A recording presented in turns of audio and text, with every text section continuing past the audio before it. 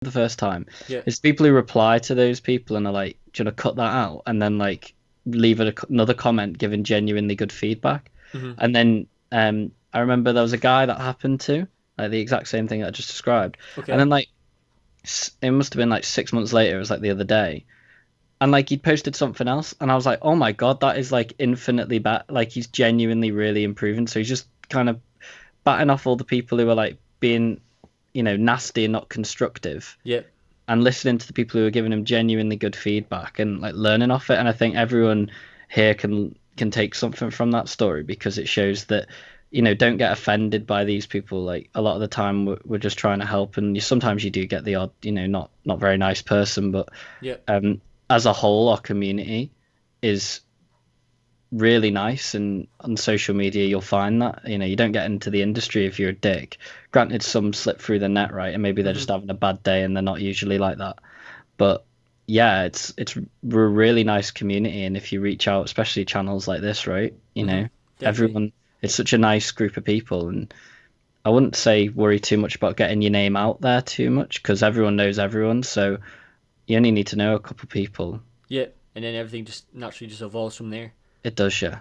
Because like that's the thing as well. Like, you mentioned something that was really awesome because it just made me really think there. So there was one thing. So this was one thing I was mentioning on. I was talking to Josh Lynch on the podcast about something that happened early on, and it kind of really made me think about when it comes to feedback. So feedback is obviously, it's a great thing, and obviously giving feedback and giving the right feedback goes such a long way. But I was wondering, what's your thoughts on when people give feedback when they're not necessarily that much better than the person they're giving feedback from? Like, do you know what I mean? Like, say for example, say they're only a wee bit better than the person they're giving feedback. So sometimes it might not always be the right feedback. Like, do you think people have to start maybe thinking about when to give feedback? I Do you know? think, Do you know what I mean? as in, like, if you've got someone, I mean, I hate to use the word worse, but say you've got someone worse than someone else, the person who's not as good giving Yeah. feedback for the better. I, as someone who is frequently spending a lot of time with students, some of the best pieces of advice I've ever been given were from students. Yeah. I like, literally, like, when was it? It was Sunday, right? I was with one of my friends, who's a third year student, and I'd never seen anyone do this before. He had an outside scene, Hmm. and I was sort of watching him, like, what are you doing here? And he'd put an alpha on the light, and then that alpha basically casted the silhouette of like tree branches, Yeah. Yeah. That's which meant, sick. and I was like, oh, right, I've never thought to do that. I'm sure many people listening have done that before, but it never occurred to me that that was like, I was like, oh my God, you just took a spotlight and just basically casted the shadow of a tree, and you have full control over that shadow of a tree without having to worry about your light source, Yeah. without having to worry about the tree having that extra geo loaded. You've just like life hacks in 3D environments. And I was like, oh wow. And then I talked about it last time on the podcast where someone told me it's like a tool in Max, like it's like you can take a selection of edges and turn them into a circle with one button. And I was like, that has helped me so much with my high to low workflow and stuff. And Hmm. yeah, I don't know, when it comes to um if someone's like not as good as you and they're trying to give you feedback, right? I think that is, and it doesn't make sense, and it's obvious, right? Maybe they're trying, but then it doesn't really make much sense.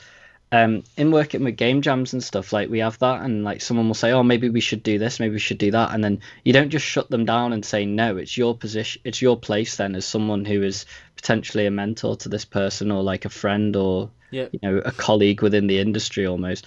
You should say, maybe, yeah, in some situations, but this is why maybe this time it doesn't quite, work like that. Yeah. Yeah. I was, Word it carefully. Be smart with how you approach it. yeah, you don't need to be a dick about it. It's like Of course. if someone's like critiquing your work and you don't like the criticism, it doesn't matter whether they're right or wrong or whether it even makes sense. Like sometimes you just kind of go, all right, fair enough, that's your opinion. They might look back on that comment or whatever a year later and go, Jesus Christ, what was I saying there? Yeah. But for every like, I don't want to give ratios, but for every so many of people who maybe say something that's not really relevant, Hmm. and then one person says something that, oh my God, yeah, I didn't think of that. You've had however many people learn something from you saying, no, this is why we don't do it like that. and then one person actually teaches something. So it's all positive in the end. Yeah, definitely. That's a great way to answer it. Because like when you were saying that as well, that kind of also made me remember a talk that I watched a long time ago. I'm trying to remember who it was. It was like some sort of very famous leader. So I've always watched things regards to people being successful in regards to their business, etc., and watching documentaries on how to brand yourself, etc. And there was one TED thing, Talk, stuff like that. yeah, similar to, yeah, exactly. And like there was one thing that I was it was a while, it must have been a while ago, but when I learned this, it went such a long way. So say there's like a group of 20 people in a room, and say if you're the last one to speak, then normally that's like the best sign in it. So obviously be careful in terms of how you take this. So basically what I'm saying is that if you're a listener first, like you'll go such a long way, because the best leaders or the people who develop the most are normally the people who actually listen and then say their word, and they think about what other people are saying. So if you're incorporating people's, for example, we're talking about feedback right now, like say there's a group of you, incorporate and try and absorb what people are saying, think about the situation obviously, and then try and adjust the situation that you're in to that, and realize that's how you're going to grow, because you're bringing everything in together and you're then thinking what's the best solution. And like that's the thing about people who are great leaders, is that they know what they're good at, they know what they're bad at, they know which situations are a bit risky, of course, through the experience of failing in that. But the more you listen, the better, trust me, you'll get. And I understand a lot of people are passionate when they're in these group things. Like for example, one of the interviews I've been in the past, it was a group interview. There was like 10 of us, and there was one guy who was very, very loud and very kind of, he was obviously wanting to get the job. You could tell he's passionate, but he was so, like, he was saying so much that he forgot. You could tell he was getting to a point that he was almost forgetting what he was saying. And then there was another person who I was listening to very carefully, and the way she approached it was very professional, in the sense that you could tell that she was taking everything into account, and she was really trying to kind of, how can I say it, not only appreciate what people were saying, but really think about what to say next, and really thinking about not just the now but also the future. And that's something I just wanted to bring up, because it was something that kind of just very resonated to me over the years. So that's fascinating. That's like some good content right there. I felt like one of the listeners just for a moment. I was like, whoa, that's so good. Like that's the thing. It's just like, I don't know. It's like everyone always wants to make a good impression, and like for example, me doing a podcast, like I can't deny it, I get carried away. Like for example, every time I have a guest on, I can easily get carried away when someone's like just talking about their journey, because I just start geeking out. I'm just like, dude, this is so awesome, and then I just start over, like say if I accidentally interrupt them when they're speaking, I'm like, I'm sorry, I didn't mean to do that. So it's like trying to resist to kind of just step back and give the people the chance to speak. Yeah, very wise. Yeah, I like that. I'm getting better. I'm getting better. Right. So this is an intro. This is one thing that I don't know why I haven't really brought it up that much. What's your thoughts on people thinking more about the future? So like, do you think a lot about like 10 years to come? Like what's going to happen in 10 years time? What's your kind of how do you kind of think about the future? Well, I have this thing called in my life that I live by called the 6-month rule. Right. And the way I'd explain that to yourself is take yourself 10 years back. What did you think you were going to end up doing? Wait, say that again. Say it one more time. So say you right. So think about where you were 10 years ago. Okay. And where your mind was at that time. Where did you think you would be in 10 years? Is it where you are now? Oh gosh. I'm assuming it probably isn't, right? Yeah. It'd probably be completely different. Mine personally was miles and miles away from where it is now. We just did that the 2019 challenge, right? Just where everyone was like posting pictures, and that got me thinking. I was like, whoa. Oh yeah. I was like, Jesus Christ! I was like just starting high school like 10 years ago. That's insane. Yeah. And I like think about it, and I'm like, the 6-month rule, which I started kind of living by when I was about 16, because so much in my life had changed in a 6-month period, like literally everything. And I was like, wow, you literally can't think if you plan more than 6 months ahead. Obviously, for like holidays and family stuff you can do, but like in terms of like your actual life, if you start thinking years ahead, like in too much detail, you're gonna let yourself down almost. Not that you shouldn't have long-term goals, you definitely should, but yeah, 6 months, everything can change, literally everything. Yeah. No, that's a good... Dude, you just literally reminded me of what. Have you ever watched Matthew McConaughey's Oscar speech?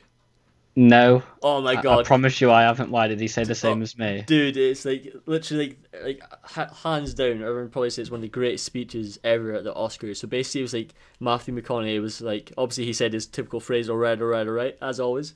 He had to get it in. But basically, what he was saying was, obviously this is a like slight different variation of what you said, but it's pretty much exactly the same. But so what he said was that what he would always do he would have obviously a goal. Like say he'd be like, right, so in 10 years time, I have this guy who I always look up to.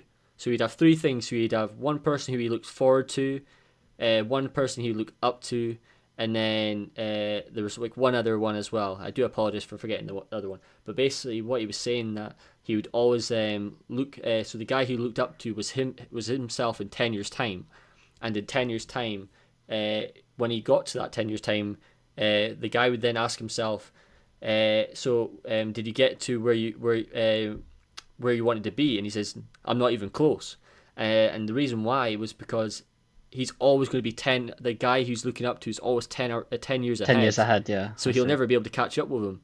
But it's having that kind of, obviously, I completely agree with what Dan was saying. So being able to so you have to kind of be realistic, but also make sure to always have that kind of spark that's kind of like that magic kind of thing that you want to do. So I was talking to Dan before the podcast. I'm not going to really dive into it because it's something that I'm still working on. It that's basically a long-term kind of goal and dream for me that I've been working on. But that's something that obviously it's coming to fruition potentially. You know what I mean? Yeah, exactly. And it's like, make sure you kind of keep that thing hidden. So make sure not hidden, but have that still there. Like, don't give up on it.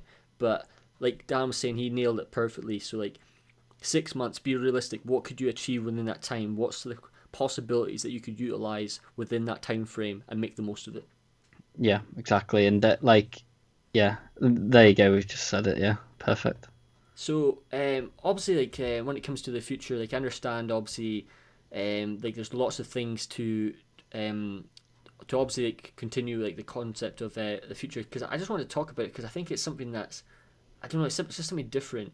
Like so, like when it comes to obviously the future, like the one thing that comes to mind is obviously how will the industry change? Like you never know, obviously because things are obviously evolving all the time.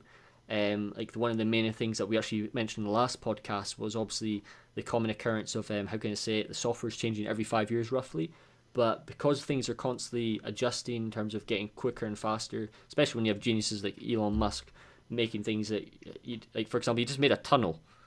Like, did you hear about the tunnel that he dug? I think it's through LA. So basically, what's his name of that company that does it? He has another company. Is it the stupid company? No, what's it called? It's the something. What's it called? Ironic, it's something like the bad company. Oh, I need to Google Boring this. and tunneling. The boring company. No, boring and something else. Elon Musk, boring. But yeah, they got so much going on. Oh, yeah. They dug a tunnel under LA or something. Yeah, it's literally the boring company. I would not let him do that. Like, not yet. I want him to dig a tunnel somewhere else before I let him go straight under LA. Yeah, but that's the thing though. Like the one thing that I do appreciate though is the fact that it's like sometimes you need to do the extreme to get something. Like for example, people always say like, how on earth did they do that? Like they're so shocked that they did not believe it. Like sometimes like doing like something that people wouldn't expect you to do. Like for example, like with me, my outlet was doing a podcast. Obviously, I know a podcast isn't something really extreme, but I was trying to figure out what could I do that's different to everyone else. As in, like at the time, there wasn't very many people doing art podcasts. But the gap in the market, almost. Yeah, exactly. Like, is there anything that you would like to like maybe pursue? Is there anything that kind of something that if you were to do something different, is there anything that comes to mind?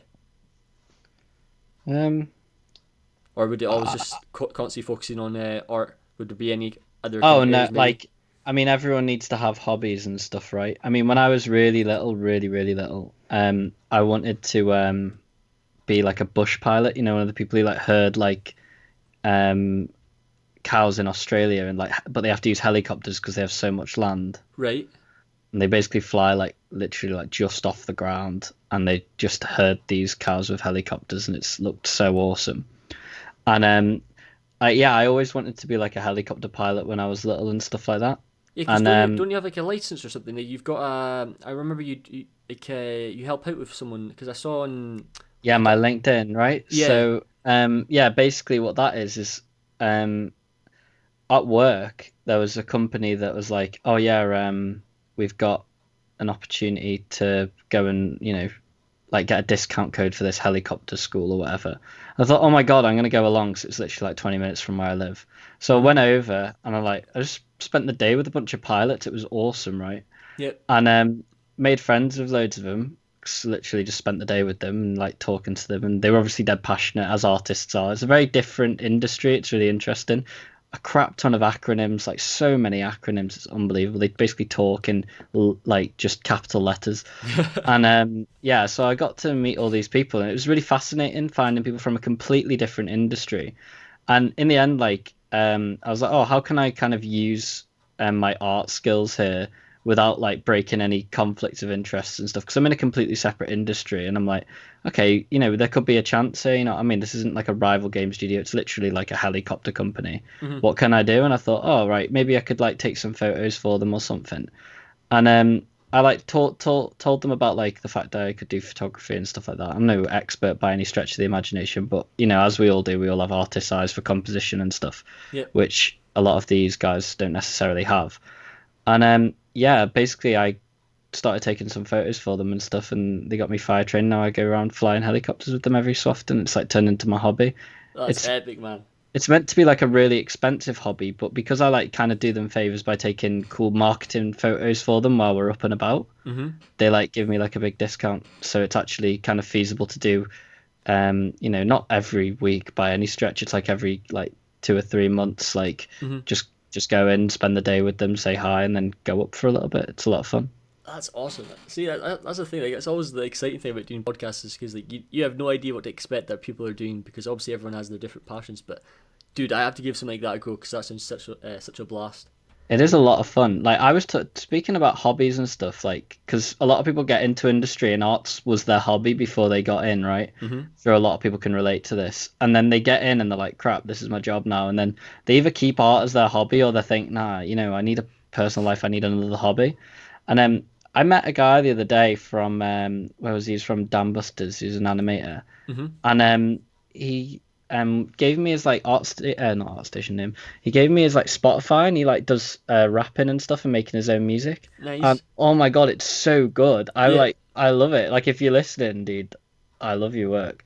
Like I was like, yeah, I love his songs and stuff like that. And I was like, oh, what a cool little hobby to have on the side. You know what I mean?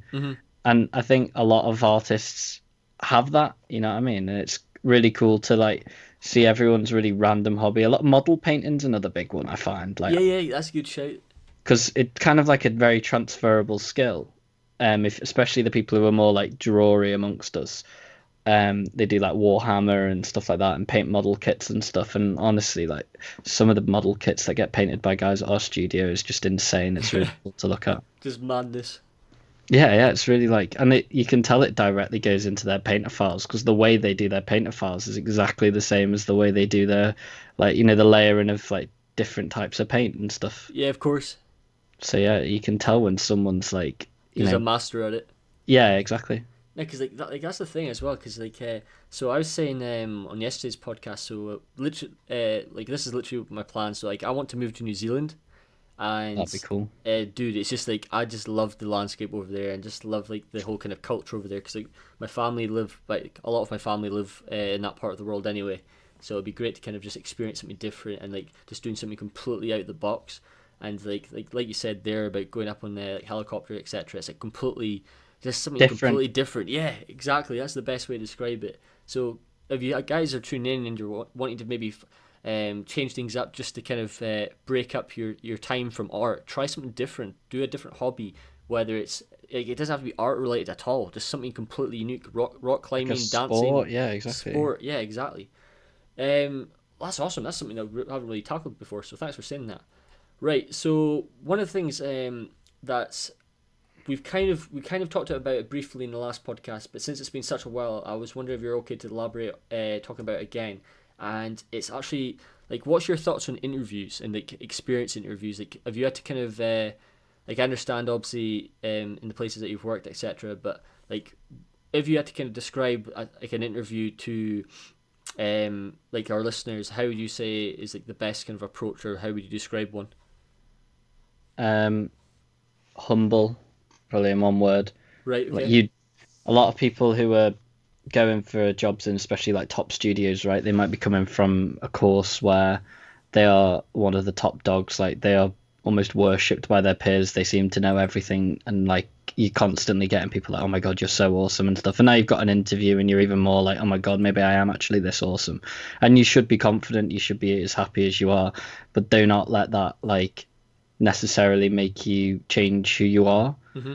Like, because it will get spotted really fast by the people like we were talking about earlier that will just sit there and be very calculated in an interview and like take everything in, and they wanted to get to know you as a person. At this point, they like your work. They want to know if you're going to fit in with their team. So be you, and don't like start almost understand that you're probably not the best artist in the room at that point. At college or uni, you may have been used to being one of, but at that point, you've got probably a lead artist, art director, or some art management director or something with you, Mm-hmm. and you need to understand that these guys are just next level. You know what I mean? That's for like graduate and junior jobs. People who have been in the industry for a long time understand that these people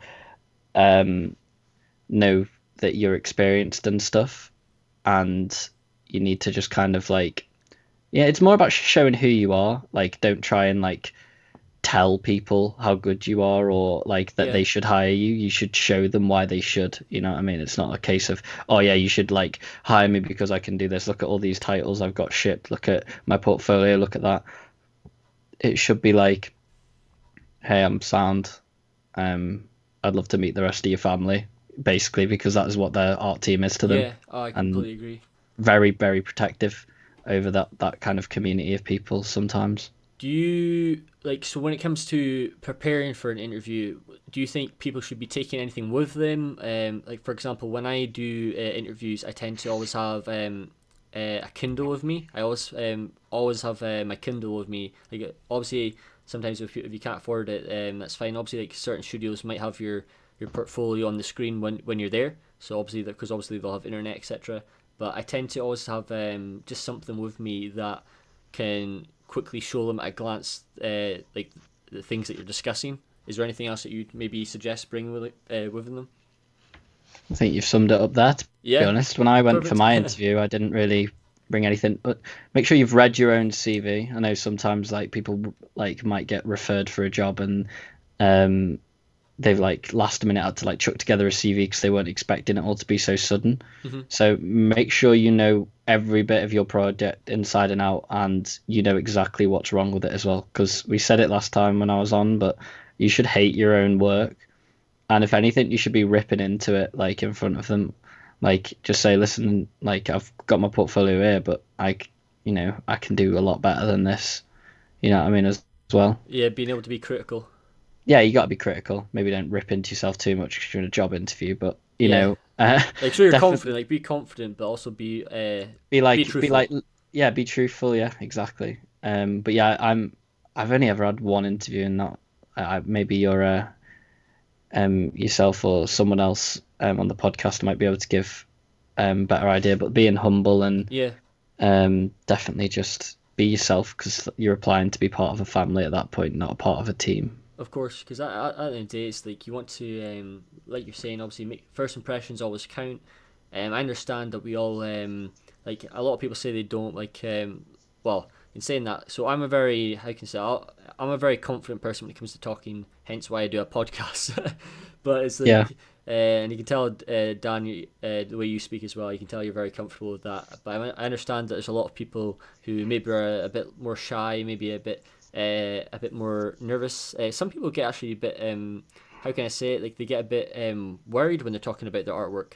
And I get that. But at the end of the day, if you've been given an interview, Obviously I can't 100% confirm this, but would you say normally most people who get given an interview, it's pretty much guaranteed a job?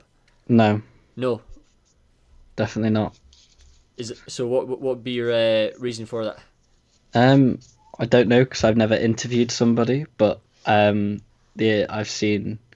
I don't know. I don't really feel like you're guaranteed a job at that point. It's more because they might be interviewing multiple candidates. You know what I mean? That's true. Yeah. You know, they might have like a batch of like, say, I don't know. I can't give a number because I've never actually set one up myself. But Yeah.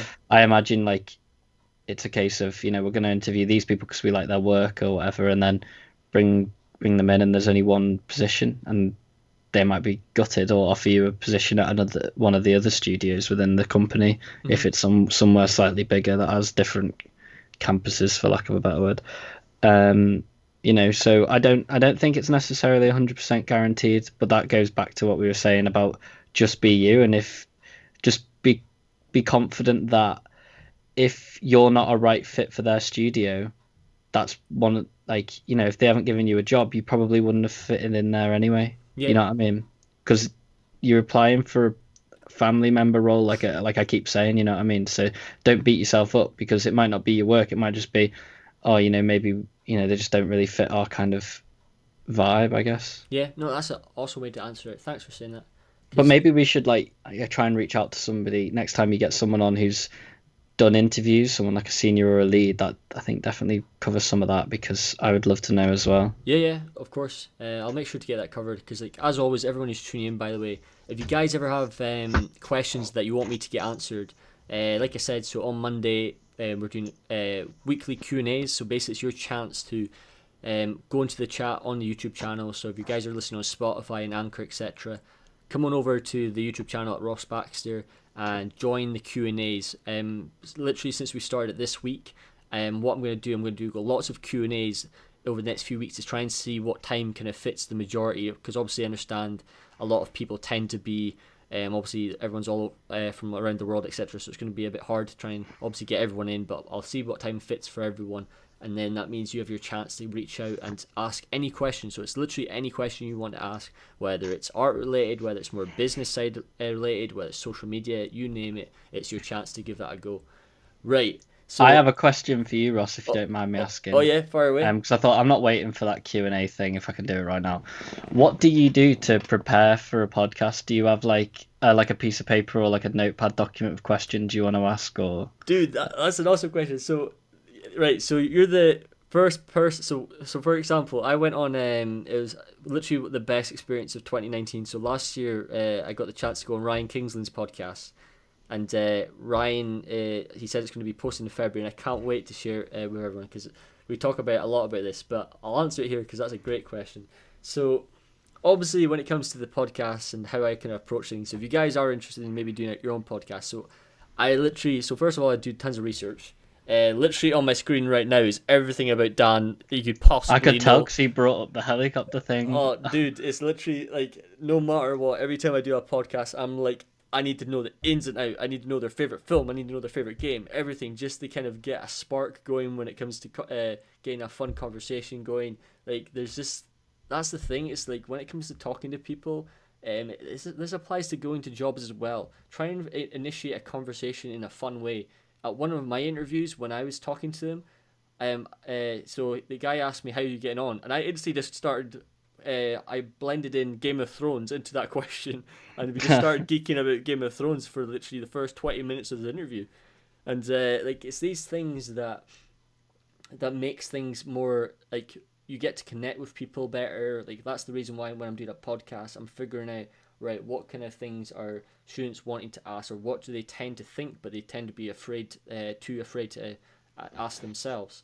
Because that's the thing as well. So like every time I say to people, right, put a question in the comments below, like, I'm still kind of shocked like how many people don't put questions in the comments, because like I always say, like, this is your chance to kind of literally, it's like a free-for-all, or how can I say, it's like an open book. You have like a chance to ask 500 questions.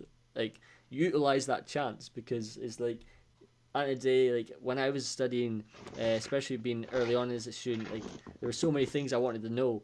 And I just wish I had a podcast back then. Well, that's exactly why I moved over to Twitch instead of YouTube, because even though I thrive off kind of viewer interaction and stuff. So when I hmm did YouTube, like I have a YouTube channel now, I made a new one, but I had an old one and it was like it's like almost like how many business days to get back to you, you know what I mean? Like you can reply to a comment, but actually to get like a functional like verbal answer, it could take, however long to the next video. Yep. Like whereas Twitch, it's within the minute. Yep. So Exactly. yeah, so I think the fact you do both is good. Well, I don't know. It's just like when it comes to just like I said, like obviously I understand that people obviously like we were talking about social media presence and stuff. Like you don't need to obviously have like anything to do with following and stuff. But when it comes to getting like the information that makes you progress, then like all these platforms are here for you to utilize, and like that's literally the reason why I do the podcast in the first place.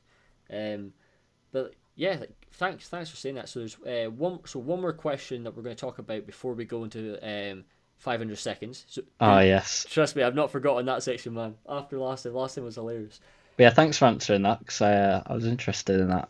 No, I'm just surprised. Like you're literally like so when Ryan asked me, like it wasn't that I was caught off guard because I was so gassed when he like I was so hyped when he asked me because I was like just geeking out talking about podcasts for like a good solid 10 minutes.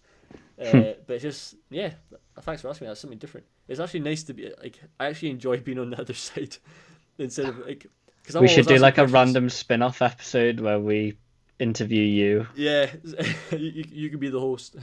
Just That would be asking me. funny. That'd be hilarious. Right, just so you know, I'm always open, so I might actually let you take over for one episode. That would be interesting. I'd have to learn your mad intro with all your different All the platforms that you stream on. oh god, you can just say, yeah, he's on these software, blah blah blah, or just say, yeah, he's on everything. Done. Yeah. Nice and simple. Right, so one of the questions that was brought up in the QA this week was documenting your work. Somebody was asking, should you document your work, and what's your thoughts on that? By document, you mean break it down and like do a blog almost? Yeah, pretty much. Oh, yeah, okay. So my friend, who's actually the same one who taught me that technique of how to do the light sort of silhouette thing with the tree branches. hmm Carl Sims, if you type his name into ArtStation, he did a bedroom scene recently, and he did this really cool block out of where he'd like got a GIF of it building up from basically nothing, Okay. just like a really badly scaled, out of proportion max file to like the final project, like in Unreal, and it really built it up. And I seen someone else do it, with someone who worked for Psionics had made like a car in Rocket League, and he'd like done a breakdown. So I think documenting it and showing how you do your work is really important, especially people who are like new.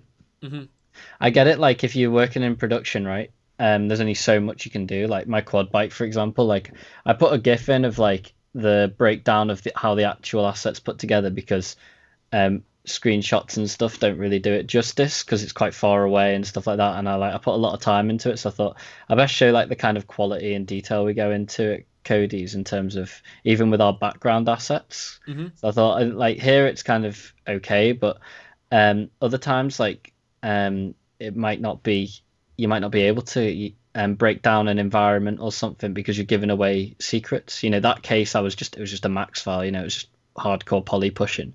Yeah. But yeah, breaking down like once you're in industry, you can't necessarily do it because you're having to show how the engine works and your tools and tech, and that's going to start causing problems. So when you're a student, definitely like post everything, like show wireframes quad, please. I don't really like try wireframes. I can imagine it with triangles. I don't need to see it with, but yeah, just quad wireframes. Marmoset viewers are like amazing. Sketchfab's the same. GIF breakdowns. I'm a sucker for a GIF. Those of you who use Designer, like a height map GIF is just like perfect. I love height. Awesome. Yes. So yeah, stuff like that. Like, if you're able to, if you're allowed to, like, do it. There was actually this really amazing. I describe it as the best thing I've ever seen on ArtStation, and it was this really cool sci-fi ship, and he broke down everything, like every render. Oh I'll my send it god. you, Yeah, Ross. yeah, yeah. Maybe That'd be put it in the sick. description. Yeah, yeah, of course. It was absolutely amazing. I sent it around the studio, and I was like, anyone else feel sad? It was one of them, like someone who had clearly just spent years making it. Just It grinding it. was it was fantastic, really cool work. Yeah, so definitely break it down. I don't see why you shouldn't if you're allowed.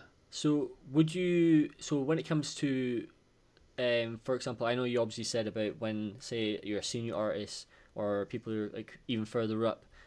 What would you say? What would you suggest for them? Like, do you like, for example, I know there was a great post today. Was it today or yesterday?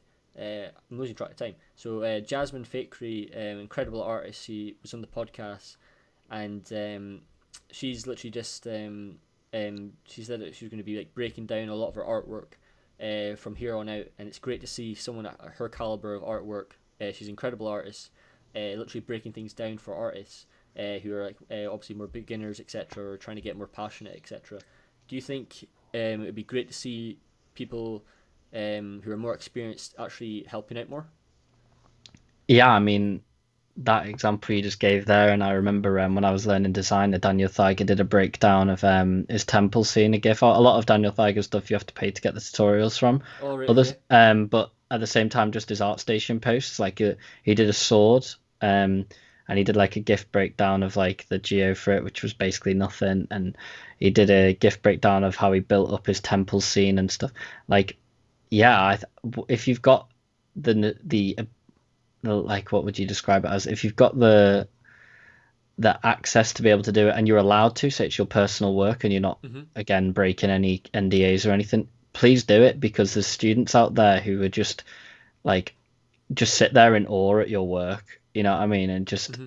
I mean, and it's just really, really good for them. Like I see a lot when I was like teaching students when I was at college and I was teaching people in the year below me. If they wanted to make something before they even started, I'd go right, type it in on ArtStation and see if like some senior artist at Ubisoft or EA or somewhere else has actually already built it and got like a breakdown of it, and then you get a better idea as to how they've approached it. Mm-hmm. You know what I mean? Like looking at Google Images is great, but when you're like first work starting out, it's the trying to get that mindset of how to break down an object is sometimes quite hard to grasp. So seeing how other artists have done it is essential. Like I completely agree because at the end of the day, it's like the one thing. So this is one thing that I've heard quite a lot of people saying, and it's basically so when obviously people start becoming like a senior artist or etc. or even a director, especially like quite a lot of the guests that came on, they've said that one thing that they like is obviously making sure that they give back at one point, as in like giving back into the industry and somehow obviously trying to support the students, whether it's through a blog, whether it's through tutorials, etc. The one thing obviously I would say though is like it's one thing that I'm really glad Tim Simpson brings up a lot, and Tim always likes to. He actually said I think yesterday on his Twitter, he was saying that make sure to obviously value yourself and know that you're worth. Like at the end of the day, it's like art is a job and it's like not something that you should be underselling yourself on. Like obviously free content is great, etc., but always realize though that at the end of the day you're being like, say if you've been an industry professional for years and you've put tons of work and tons of hours into something. Yeah, what you know is worth a lot. Yeah, of course. And like it'd be it's scary as well sometimes. It's like I think a lot of people forget like how lucky we are. Like there's so many great content creators out there making content for us that are free, whether it's Tim Simpson, you name it, Flip Norris. Arrimus 3D Yeah, stuff like that. like Arrimus is like worshipped by students and professionals alike because he just does everything and just breaks it all down. It's really insightful. But yeah, it's like we're very fortunate to have an industry where everyone's so happy to share. And I am not like I mentioned before about Daniel Theiger making some of his tutorials paid. I do not mind that at all. In fact, yeah, I respect that because, like you said, these people have spent thousands and thousands of hours like getting good at their craft. Why should they just give away all their like things for free? It's like yeah. I remember I learned something and if yeah, sorry, so I was at college and I learned something and it took me like 6 hours to work out how to do this thing. Okay. And then the guy next to me asked me how I did it, and I was really reluctant to tell him because remember we're I know what competing you at mean. this point. I was like that when I was in student And I was studying. like, I've spent 6 hours working this out and this way of doing things, and I could literally spill this beans, and you could know how to do it in like a minute. And I'm Yeah, like, that was a really like what conflict of my like the devil on my shoulder and stuff like that. yeah. In the end, I didn't actually say anything, and that was because if you listened to the last podcast, I did a lot of competitions, and he was a direct competitor to Hmm. me. But he was also my best friend, and we had a bit of a fallout over that. And still, I think, was it even worth it? I can't even remember what the thing was now. We're best friends still, you know what I mean? But Yeah. um, yeah, at the same time, people spend hours and hours doing these things, and they're incredibly generous to give that information out for free. I'm really glad you said that because you nailed it there perfectly when it came to obviously like I understand like I was exactly the same when it came to being at uni. Like I was so competitive. I wanted to do obviously you all want to do well, and I completely get that. But when it comes to the whole kind of like if you learn something, realize that you're in a team, you're in a group. Obviously I understand if maybe you're going for a certain job and maybe there's other people going for it. Then I kind of I like I'm gonna completely agree with you because I understand what you mean. So It's controversial though. yeah, Like if you don't what's it called? People listening, if you don't like kind of agree with us, that is completely fine because I don't agree with what I did either. yeah, Like, but I then know at what the you same mean. time, I see why. You know what I mean? Yeah, it's always one of those kind of yes and no type of questions. Yeah, you can't win. So right, awesome. Thank you so much for saying that on the podcast. It's been great having you on. So as always, dude, you know what We you know know the the drill. rules. So 500 seconds, as always. If you guys are tuning in for the first time on the podcast, 500 seconds is like the most fun part of the podcast. In terms of it's like the most randomest questions. I've kind of upped my game this time, man. There's a bit more difficult questions, just so you know. All right, okay. So So you're no, gonna like your favorite color or stuff like that. like I won't be too kind to you. We'll see what happens. Okay. All right, cool. I'm excited Right. now. Let's try this one. The biggest risk you've ever taken. Oh my God, I was kayaking in Wales, right? And Right. I didn't realize what I was doing at the time, but um, me being the smart guy I was, just seeing this like sort of concrete ramp, Mhm. like where the boats go on, but it's quite steep. And I was like, okay, I'm gonna just put my kayak on that, sort of slide down the wall into the water, and I thought that'd be fun.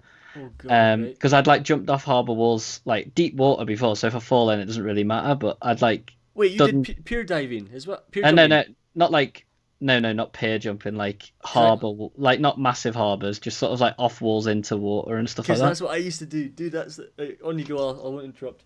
I'd do it in a kayak just because that's the thing that's going to hit the water first, not me, assuming I've done it right. Yeah. But yeah, anyway, I was like basically doing something like that. I was sort of trying to try and set the scene here. I'm like slipping into the water, and normally I'd wear a helmet, but it was really hot, and I thought I'm not wearing a helmet. And I went in, and this is sort of a lake at the bottom of a slate mine, like where there used to be a slate mine next to it. Mhm. And I hit the water, and I go straight over, and like, or I swear, like if you checked my hair straight after, like you could have seen where it had cut some of my hair off going against the bottom of the floor. I was Dude. about an inch away from cutting open my head, and I didn't realize at the time how big of a risk it was. I was just like, dude, I've always wore a helmet in a Yeah. kayak ever since. Very, Yeah. very lucky that day. Wow. I did not expect that. Right. Okay. Jeez. Yeah. Cause like. Heavy stuff. I didn't die. Yeah, because like that was the thing. Because like instantly when you said also like with the pier jumping, so my family, half my family, pretty much all grew up in a fishing village. So like we were literally always on the docks or going out on the boats fishing, etc. And there'd be like 30 of us literally going off the piers, so jumping into the harbour, and like that just brought so much nostalgia, man. I was like, I haven't thought about that in ages. All there with their swimsuits, etc. Oh man, yeah, don't get us going because we're all day. That was class. Right. We were kind of actually talking about this earlier, but I'm actually intrigued to see what you say. Have you been binging any TV shows lately? Oh my God, yeah, Mindhunter season 2.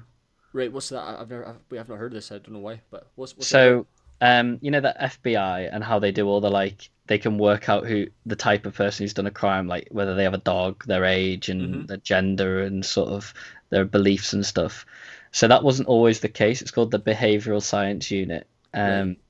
Um, and basically, um, Mindhunter is based, I wouldn't say loosely because it's very actually quite accurate in some places on how that part of the FBI and how they worked out how to track down serial killers and almost find out who they're going to go for next Right.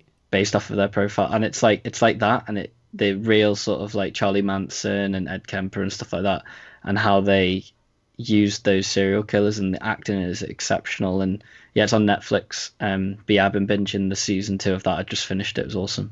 Awesome. Yeah, that's the thing, is like there's so many shows to obviously watch. So the one thing, I've literally just I'm still on the first episode. I watched like 40 minutes of it. It was called Money Heist. It's called Money Heist. I think it's so far 3 seasons. I might be completely wrong, but I think it's been out for quite a while. But I've always been into kind of films about like bank robberies or intelligence. Like one of my favorite films is. Have you ever watched Black Hat before? It's No, I haven't. So it's Chris Hemsworth, and it's based in Japan, I believe. I think it's in Tokyo, and in the whole series, it's basically a massive computer hacking, etc. I'll try not to spoil it because it's literally like some people say it's not a great of a film, but I think it's amazing. Because I've always been into like oh dude, what's it called? Swordfish. Have you ever seen Swordfish? I haven't. Honestly, I Oh sound my so god, uncultured dude! right now. Oh my god, Swordfish. So that's 2 films. Everyone's checking it. If you listening, Swordfish and Black Hat. If you like, so Swordfish is Hugh Jackman and what's his name, John Travolta. So it's literally it's an amazing film. I love those films. But no, great answer. Thanks for saying that, man. Right. This is an interesting one. This one's I've never asked. What do you think artists should invest in? Themselves. And So like getting yourself like if you're expecting a company to invest thousands in your salary, or whether it's like, you know what I mean, if a company's hiring you, they're investing a lot of money into you. So beforehand, like you should be investing your time. You should like, not to say like if you're not economically like in a position to, but like I think it's like, how much is like the cheapest Wacom tablet? It's like, it's not much, is it? And like, you know, if you want to get into ZBrush and stuff like that, I mean, I'm not by any means saying go spend however many thousands it is on a license, but find like free alternatives through like the student schemes at Autodesk or whatever else. yeah, And just, if you want to get into sculpting, do it. And like, yeah, invest time in yourself, because if you want company to invest money in you, you've got to, you don't feel entitled to be, you know, you've got to be putting the time into yourself to improve your skills. great answer. Because like that's the thing. I think to actually answer your question, I think the cheapest one, I might be completely wrong, but I think It's like it's called 15 quid. yeah, I think it's called Bamboo. I might be Yeah, completely I have it. It's like white and black, like the yeah. pen. Like yeah, I have that one. That was the first one I ever had. Because like So yeah, I've always had the what one do I have? I have like the medium Wacom one. I just don't get, like, I understand that people have a certain connection with the, is it called, what's the fancy one? Intuos or something. What, no, what's like the massive one called? It's like, Cintiq. yeah, I don't understand it. It's too much.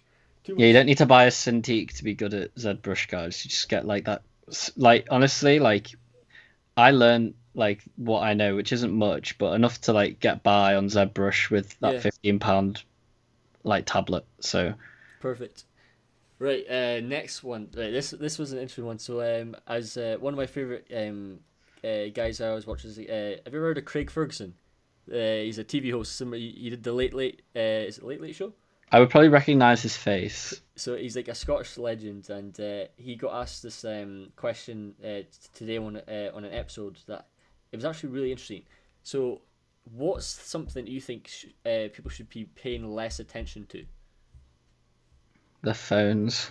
Okay, is there anything else? Because I'm the same. I'm not a big fan of phones. I I think that just is the most obvious answer, so let's try and put something a bit more different. The phones is obviously a major. Oh my god, it's hard to. we could just go with phones. Phones is a good answer, I actually. like phones. I feel like I should say something less generic, but yeah, phones is the obvious one, so let's underline that one. Perfect. Yeah, we'll go with phones. Right. Fun one. Would you rather invent a new gadget or discover a new species? Oh my god. Um. Oh, you know what? Discover a new species, because then I get to name it something witty, and I don't know what I'd call it. Perfect. But I'd have to look at it and just I'd know when I seen it. Just for the name, just call it something so stupid. Yeah, Whatever. which yeah, I'd call it something daft. Also, a new gadget, right? That then I've got to try and patent it. I've got to try and sell it. And I've got the stress of business. If I just find some weird looking frog, I can name it what I want. Yeah. That less stress, more fun. So yeah. like no joke. Instantly when I was checking through the Would You Rather questions, instantly when I saw this question, I was just thinking Inspector Gadget. Yeah. Oh my God, that's what came into my head. I was like, yeah, go gadget ham Yeah, go, sandwich. dude. That was Oh my literally God, right. Anyone that's listening, right? I don't know if it's the same for others, but yeah. I found out that if you say to Google on your phone, you go, okay, Google, go gadget torch, it'll turn your torch on. What? No way. It actually That does, honestly. I don't know if Siri does it, but Google definitely does. And that's now I sick. waste an extra couple seconds of my life turning my torch on every time, and it's so worth it. Go. Oh, dude, it's just like literally all it came to mind is it's such a childhood classic. Watching that as a It kid. must work with cameras as well. Like, honestly, I'm pretty sure if you just put go gadget and then whatever follows, it'll just launch whatever it is. Try it if you've got a Google Assistant or Siri or something. Yeah, that's awesome. Good answer. Right. What's your favorite YouTube channel? It could be art related or anything else random. Do you have a favorite person you like to watch? Content creator?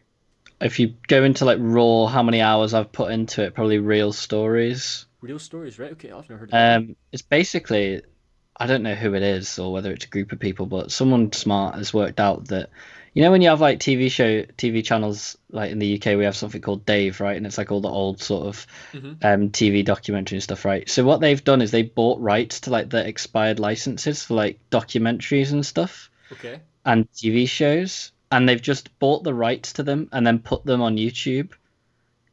And they're basically all like the old ITV documentaries, all the old BBC documentaries, Channel 4, you name it. And they've bought the rights to it. And then because ITV hasn't renewed it or whatever, and then they've put on their own intro and stuff, put in the licensing agreement in the description, and then Mm-hmm. uploaded it. And it's full, like, 45-minute documentaries, all the adverts cut out. Wait, what's it called again? Um, Real stories. Real stories, right? Okay, I'll have to It check that does one out. everything. It's really good. It does all National Geographic stuff. And yeah, as someone who I've mentioned a couple times that I really like documentaries, like Yeah. that is like a haven for me because like it's all the documentaries that I kind of missed, you know what I mean, over the Yeah. years. Like I've not watched, well, I've watched a lot now, but when I first discovered the channel, I'm like, oh my God, I haven't seen any of these. These are awesome. Awesome. That's a great answer. I didn't expect you to say that. Right. This one isn't intentional, but I was just wondering, what's your favorite podcast? Oh my God. And don't say my podcast. Whatever you do. It is called, I'm actually not going to say yours. I'm sorry. I don't deserve Um, it. I'm a rookie. I'm um, a rookie at this game. Well, I don't want to say art.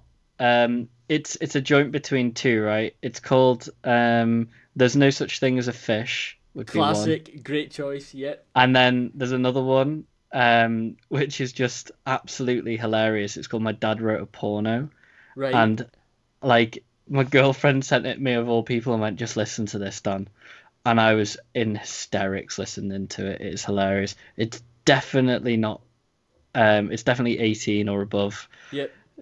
But oh my God, yeah, Is it it was comedians or just. something? It's basically right. There's a yeah, it's like a group of comedians, like three or four, and they're all mates. And one of the comedians, his dad, wrote his own like kind of like 50 Shades of Grey novel, Okay.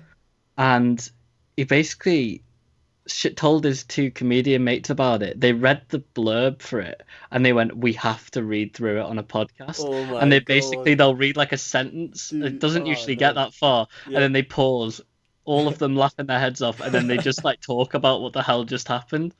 And like, yeah, it's brilliant, That's so class. funny. So Right. yeah, even that one I'm up for a laugh, and then No Such Thing as a Fish because it's written by the QI researchers, so it's very interesting. Yeah, it's really good. Now, because like there's two podcasts that are like my kind of go to. So the one I've just got back into it because they've literally just done a drop of like 20 episodes at once. So it's called the Off Menu Podcast. So it's James Acaster and Ed Gamble are two great comedians, and basically what they do is that they bring on celebrities to talk about like their favorite meal and favorite dish. So like your starter, your favorite drink, your favorite like dessert, etc. But it's like two comedians doing it, and they host it. It's so hilarious. It's brilliant. And then another great one that was introduced from my friend at work, Tom. I'm trying to. So I watched it when I was at work. Oh, I need to go check it out. It's so funny. It's like why it was made or something. It was like why the film was made. Wait, let's see what it's called. So basically, it's like comedians talking about why these bad films were made or something. why? Let's see. Why this? Oh, like Sharknado and stuff like that. Yeah, like all these random things. Let's have a look. Why this film was made? Oh, dude, he's gonna give me a row of he's tuning in. Oh god, I'm gonna get in trouble for this. Let's type in comedian and see what comes up, because this is literally hands down one of the best things I've ever listened to. And I have no idea why I've never heard of it before. Oh, I can't remember what it's called. But There's just so many good podcasts now, isn't there? It's like it's so hard to keep up. Yeah, it's like it's quite a, I wouldn't say saturated market, but it definitely is getting more so. So it's good that you managed to spot that kind of niche within the game art community to sort of drop one in there. I think I timed it just right. I think you did, yeah. I got a wee bit lucky. Right. Since you're a man of cars, what's your dream car? Oh my god, it changed because I met someone who had it, and then I found out how much the fuel costs a week. I wanted to get. It's not actually like a dream. I have two always, like the one that I actually could get, and then the one that is probably a bit outlandish. So the one that I could get was a Jaguar XE, and I was like, oh, I could save up and probably get one of them in a couple of years when my insurance has gone down. But then I met someone who owned one. I didn't want an XF because XFs are bigger and heavier and probably not as quick. And the XE, it goes through like 80 quid worth of fuel a week, right? And he wasn't even driving it that much, and I was like, Jesus Christ. Like, and then when you think about how much it's going to cost to look after it as well, I was like, ooh. So I'm still going to say the Jag XE because like I'm not 100% put off yet because this was petrol, and I thought, okay, maybe diesel I might have more of a chance. But yeah, that would be like a dream car that I would own probably. Awesome. No, I was going to go Audi A6, but I thought too many Audis. Not that there's too many Jags, there's definitely too many Jags. But yeah, anyway, I'm sure not everyone is a car person. So my dream car would be a Lamborghini 2004 Superleggera in orange, which seems really random, but it was actually featured on Top Gear, and I was like, that car right there. And I've loved it ever since, yeah. And they drove it around the Alps or something. In like a challenge video, and I was like, that car is insane. That's awesome. Yeah, because like to me, I'm always kind of obviously like one of my favorites is actually is, how can I say, like all my favorite cars come from James Bond, as as cliche as that sounds, but you want an Aston? Aston Martin DB9 is my literally. I don't know, I just always wanted it, and then obviously like there's like the Vanquish, you name it, like all the original ones as well. Like I'm not an expert at cars, but it's just like I just love the make. I think they're just incredible looking cars. They're really like if you ever like proper get up close and personal to them, they're really like handmade as well. Like you can often see like genuine, just like, even though they're really high quality because obviously you're paying so much, you can see that they've been put together by hand because there's just silly things that are just like the body panels aren't perfect. Like it seems stupid, but I love that character and stuff like that. Yeah, I like it. Awesome. Nah, great answer, man. Great answer. Right. So this is the last question, and since obviously I normally end the question with an animal, we've already got Dan's question in the last podcast. If you've not known what it is, make sure to check it out. So we won't end the podcast with that question. Instead, we're going to end it with this one. What's a new skill that you'd like to learn? That's anything that's obviously not art related. So if there's a new skill that you could learn today, what would it be? Today? Like for example, if you had to take up something different, maybe learn the guitar or learn something different, what would it be? Like, as in I have 4 hours to make this happen because we're recording this at 8 o'clock at night. Is it, or are you just talking about like tomorrow I could like probably set my mind to it and work it out? So just pick up anything, like a new language or something, a new instrument. I tell you one thing that I do actually plan to do. So part of the Worldskills thing I do, if you guys listen to the last one, I now like represent Europe, and I'm going to China in a few weeks. Awesome! And, congratulations, that's great. The people there, the people who I'm going with, there's 11 of us, and we're from 11 different countries. And I really want to, not maybe before I go, but while I'm there, or definitely do some research beforehand. I want to be able to say like hello, goodbye, and know the greeting of all of their languages. So in the morning when I see them for breakfast, I can say good morning to them in their language, whether it's like an African language or whether it's like like some European language or like Asian language, and like know whether it's like, do you shake hands, do you bow, do you like hug, like what is their culture to of like. So I want to kind of like learn that skill in terms of how to greet everyone.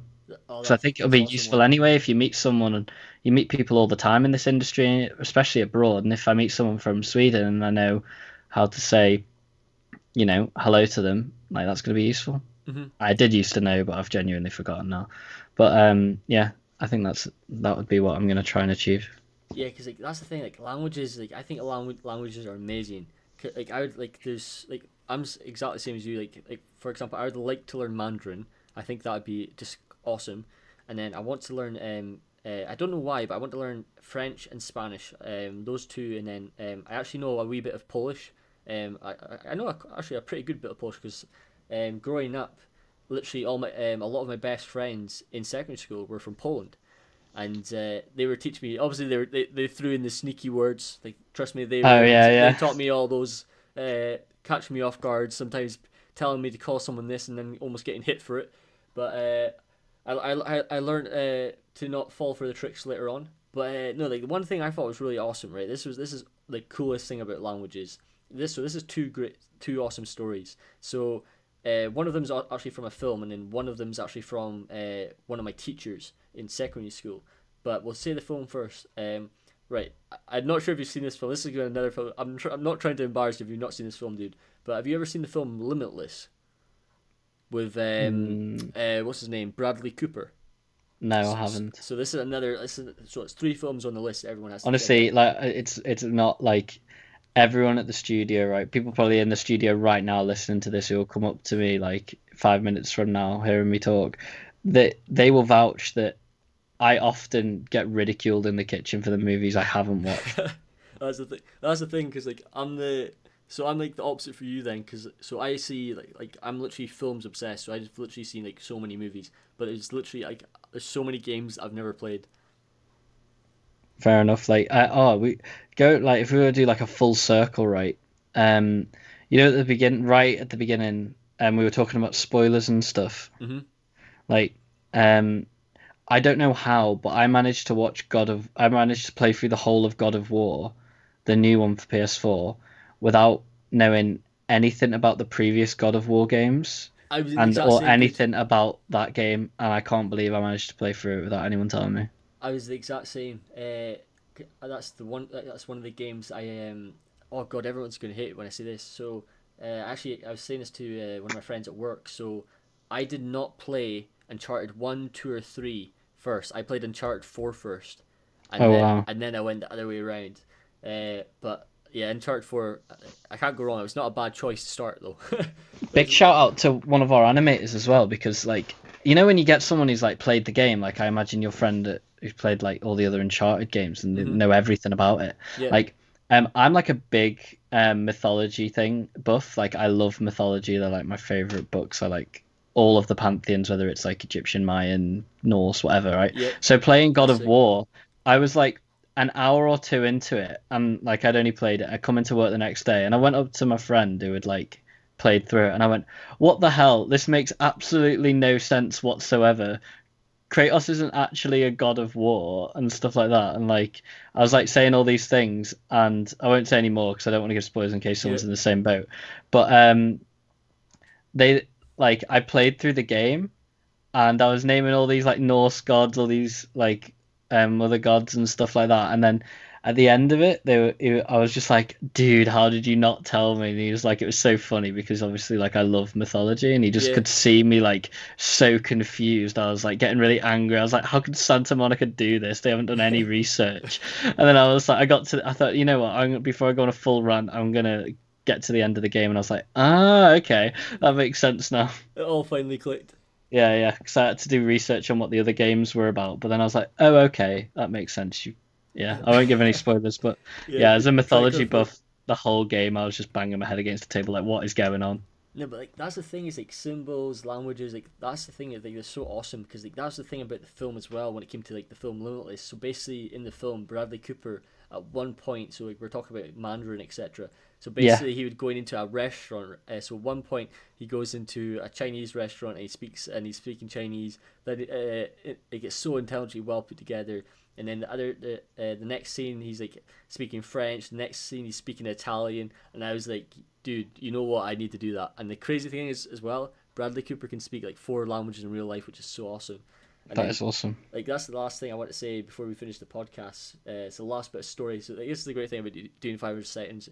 I say 500 seconds, but It's never more, 500 It's never seconds. 500 seconds. we just pretend. It's just a random number we throw out there. But when I was in secondary school, my teacher was telling me the most absurd story in the history of mankind. So he was like, right, so I was at this meal. So he was at this meal with it was a big fancy business meal. And there was like 8 people per table or whatever it was. And there was this one guy, and he was like one of the most famous people when it came to this area of business in China. And the teacher was going, right, watch this. So everyone turned round. So the other 7 people on the table would turn around and watch this guy. And he went round about 8 different tables, right? And each table was a different country. So what was the guy doing? The guy spoke 8 different languages. No way. That's And so cool. I was like, what the hell? It's like, imagine being able to do that. You get these people, I'm not sure, it's like something linguist or something like that. I don't know. But, Yeah, no, I think that's the word. But it's just like, being able to do that is insane. Like, that's another thing. If you guys want to take up a hobby, try a different language. If you've got fed up with art, maybe give a language a go. You never know. Try a different It culture. is cool, and like, you know, even if you don't learn, you don't have to learn the whole language. You know what I mean? We're not trying to make you like, Yeah. you know, but maybe do what I'm trying to do, where you just learn like the very basics, because it's just manners. You know what I mean? Like the manners in each language. Because if you're in like a different culture, like you're on holiday or something, a lot of people like will go to Italy or something, and they'll be like, okay, I need to learn Italian or the basics.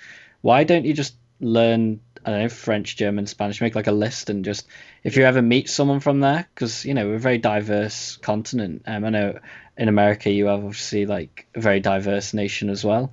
But yeah, it's just cool. You bump into these people and it really shocks them that you already know how to speak some of their language. Yeah. When I was in Rome, I took a picture for this family, and I heard them talking. I thought they were speaking German, and I said, like, oh no, what it was is I took a photo of them for them or something like that, and I said thank you to them in Italian, and then I said, and then one went, oh no, they're not Italian, Dan. And then I thought they were German, because I heard them talking earlier. Mm-hmm. I thought, oh, they must be German then. So then I said thank you in German, and like, you know, a couple other bits, and then she started laughing even more. She went, no, they're French. And then I said thank you properly in French, and I was like proper apologetic in French. I was like, That's and cool, though, they you were do like that. laughing watching me try and do it all, because then obviously I go and speak English to my mum, and I've like, not that I could speak any of the languages, but I knew my manners in each one, and I think Yeah. that's useful to have. Yeah, that's a great way to end the podcast. That's a good one. Thanks so much, man. By the way, for coming on. It's been a pleasure having you back on the podcast. It's this has been the longest podcast I've ever done. I know, right? Well done if you've got this far, people. Yeah, this is Thank you, Ross, for having me. dude. It's been a pleasure. It's been a 2-hour podcast of epicness. Dude, Oh my! it's a marathon. Get some popcorn. Insert like an annotation at the beginning. The crazy thing is, we've got another 8 podcasts to do this week. Oh my god. Or sorry, over the next 2 weeks. It's going to be madness. But as always, folks, make sure to subscribe to the podcast. If you got to this part, make sure to share it. Let your friends know about it. Let your grandparents know about it. You never know. At 8 years old or 7 years old, they might want to listen to some 3D chat. You never know. Give it a shot. And then with that said, make sure to give Dan a follow. His social medias will be in the link as always in the description below. You're on his what social media is he on? ArtStation? Are you on Twitter? ArtStation, Twitter, LinkedIn, they're the main 3 if you want to reach out to me. Perfect. So as always, make sure to give that a chance and make the most of it, because the guy's awesome and makes incredible artwork. And with that said, folks, we will see you guys in the next episode. Bye. Bye, everyone.